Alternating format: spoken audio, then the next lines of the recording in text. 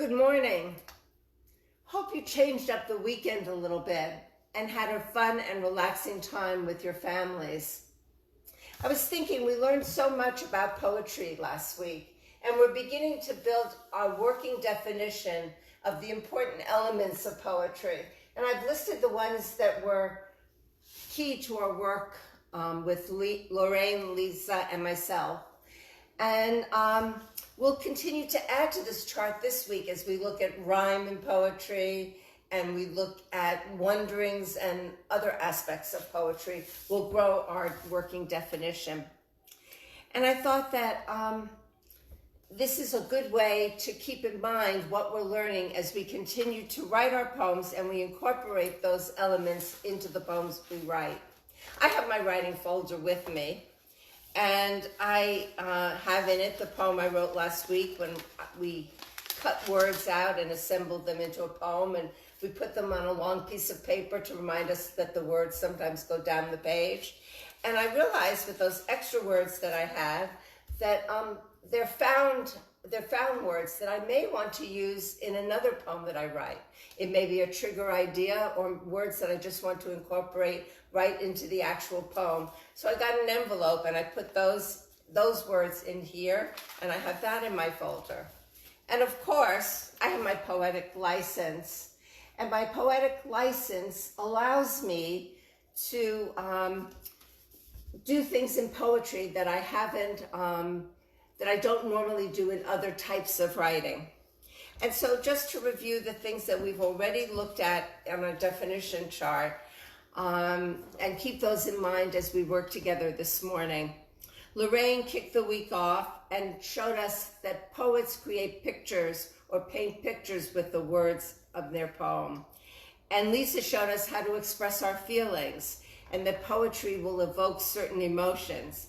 And I taught you that poems have form, and sometimes it's that finger snapping kind of form, and sometimes it's a slower beat. We also know that poets use the five senses to create sensory details, and we looked at how the ordinary is often seen as extraordinary in the poems that we write. And so grab your poetic license if you have it, and we're going to get started.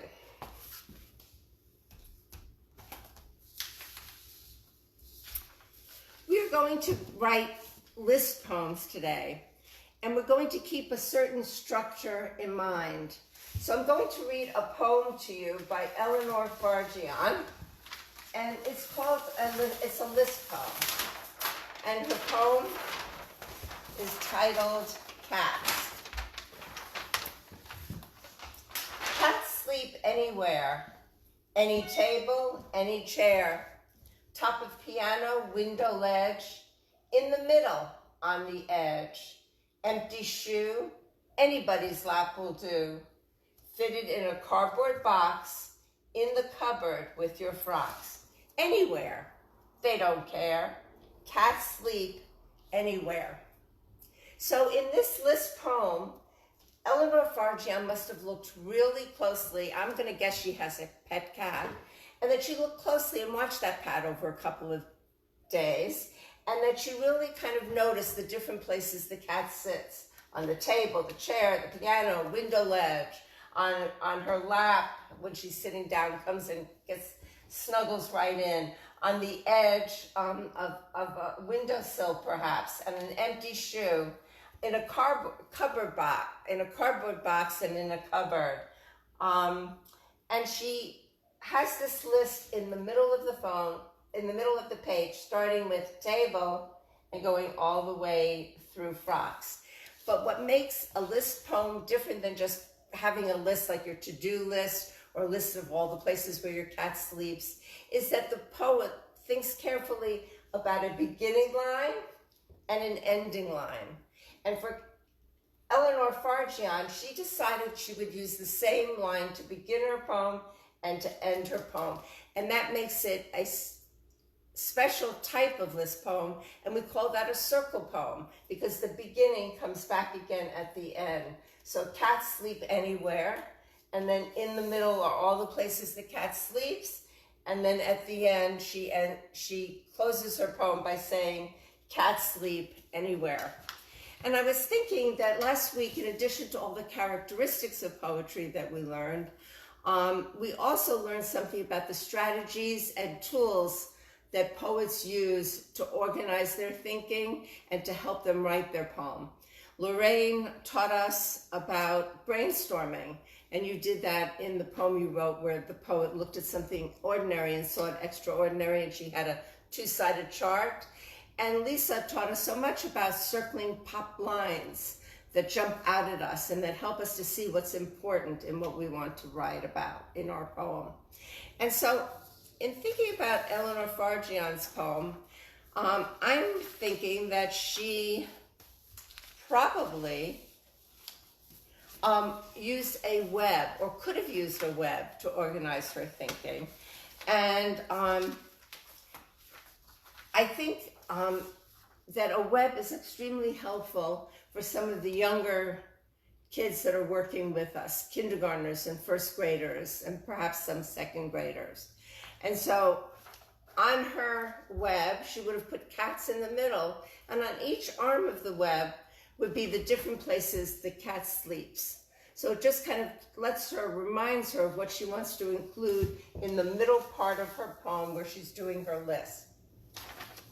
So this could have been Eleanor Farjeon's web. I've been thinking a lot about moving to Houston. I moved here in November, just before Thanksgiving. I lived in New York my whole life, and although Houston is becoming my hometown, New York will always be my heart town. And I decided to organize the things that I wanted to include, the elements and ideas and memories that I wanted to include in my poem, that I would create a different, I would use a different strategy or tool to create my poem. And I would make a map of my heart. And I suggest this for the older kids that are joining us, perhaps third graders, fourth and fifth graders. And this is my heart poem, my heart map. And you will notice that I've divided the heart into different sections. And in each section are a block or things that make New York special to me. So one of them, I've always been a New York Yankees fan. And I always used to go to baseball games in Yankee Stadium with my nephews, Chad and Jeremy. And so here is my New York Yankees section. And I have many things filled in here, but I decided to use the strategy that Lisa taught us about pop lines, and I circled one in particular. Yankee Stadium, Chad and Jer, let's go Yanks, let's go Yanks. That cheer that fans do throughout the game. And then my second section is Central Park. And in that I put many, many things, but again circled one line, and I thought, here is this magnificent park in the middle of New York City, in Manhattan, and surrounded by all these concrete buildings. And so the line I wrote is, oasis of greenery in a concrete city. And then I moved around my heart to street food. New York is unique in that way. New Yorkers tend to eat as they walk, and their little trucks, before food trucks in general became popular, they would be more like carts, and people would just get their food from carts. You could get hot dogs from a cart, and you could get chestnuts in the wintertime. And so I circled roasted peanuts, sticky sweet, hot dogs dripping with mustard and sauerkraut, eating as you walk. And then I moved around into my heart. The holiday season is such a special time in New York. I've always thought it's the most magical time. And I would often take walks starting at Rockefeller Center and going all the way up Fifth Avenue, ending at the beautiful Star right in the center of the street. And so I circled Rock Center Christmas tree lit up. And I circled Fifth Avenue, magical and dazzling. And then I also wrote about that New York City, as I think about it, it's true, and you probably heard the slogan, it's the city that never sleeps. Local bodegas stay open late at night. People are always on the street. It's kind of buzzing 24/7. And so I circled the line, the city that never sleeps, hustle and bustle. And I'm just going to quickly highlight those lines because there's so much in my poem, more than I will ever use in this poem, and more ideas that I will use in other poems. So after this lesson, I'm going to put my heart poem into my folder. It's a resource for me to remember other things that I may want to write about in poems for the rest of this month. And so I've just highlighted these lines that I just read out loud to you. And last night I made this very special paper. It looks like a big capital I. And I'm going to do what Eleanor Farjeon did. And I wanted to be clear, where is the list in my poem? And then what is the line that I want to come back to at the end? So I'm going to read the list to you, and it will be familiar because it's the things I circled on my poem. I remember Yankee Stadium, Chad and Jer, Let's Go Yanks, cheering fans, Central Park, an oasis of greenery in a concrete city. Holiday season, Rock Center Christmas tree lit up, Fifth Avenue, magical and dazzling. Street food, roasted peanuts, sticky sweet, hot dogs dripping, yellow mustard and sauerkraut, eating as we walk, hustle and bustle, the city that never sleeps. So my list is very clear, comes from my map of my heart. It's the things that I listed that just make New York special. And then I chose a line that I wanted to begin my poem with and end my poem with. And so what I wrote here on the outside of my heart map is New York City will always be my heart town. That's the thing that keeps beating with my heart. New York City will always be my heart town. I asked some friends, how long does it take to become a Houstonian? And I realized that I probably don't have as much time left for that to happen. But even so, living here for 35 years, my husband still loves Houston. But for me, no matter how much time I spend here, New York will always be my heart town. It's where I'm rooted and centered. And so I made that poem, that line rather, the beginning and ending line of my poem. So I start, New York City will always be my heart town. I remember the list of all my memories. And then I end with, New York City will always be my heart town. So I want to put up some instructions for you for today and to think about for tomorrow and as we move forward. You're going to select, as I did, the topic for your poem. And it might be a poem about your family or your friends.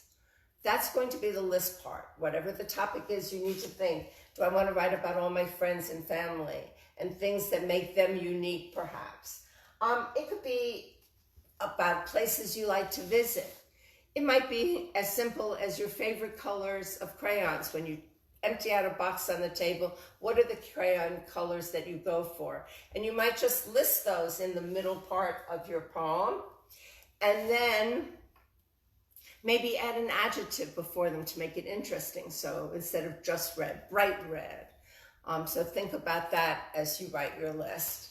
It can be your favorite foods and maybe what makes them favorite. So you're going to select the topic for your poem and you're going to brainstorm your ideas, the things that come up with you when you think about your topic. And so as I said, for younger kids, kindergartners and first graders, we're so glad that you're with us. You might want to use a web as a way to organize. If it's your colors, then it would be a way to organize the colors in that middle part of your poem. And then you could later decide on your beginning and ending lines. And for older kids, you might want to do a map. And in the center of that map, your heart map, you're going to put your topic idea, and then around it have sections that will be able to guide you as you write your poem.